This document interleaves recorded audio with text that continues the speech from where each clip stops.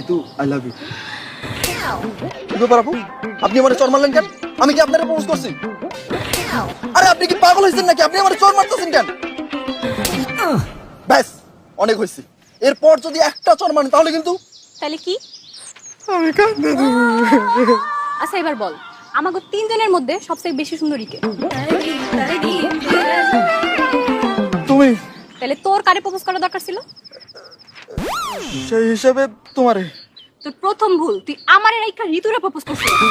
তোর দ্বিতীয় ভুল, তুই আমারে আপু কইছস। তোর তৃতীয় ভুল, তুই আমারে পাগল কইছস। প্রথম তিনটা থাপ্পড় মারছি তোর ভুলের জন্য, আর পরের তিনটা যেন এই ধরনের ভুল আর জীবনও না করিস এই জন্য। এখন দৌড়া। নীলয় যেহেতু আমারে প্রপোজ করছে, থাপ্পড় মারলে আমি মারুম, তুই মারার কে? আরে ইগো হার্ট হয়ে গেছি। আর তোরে তো আমি আগেই কইছি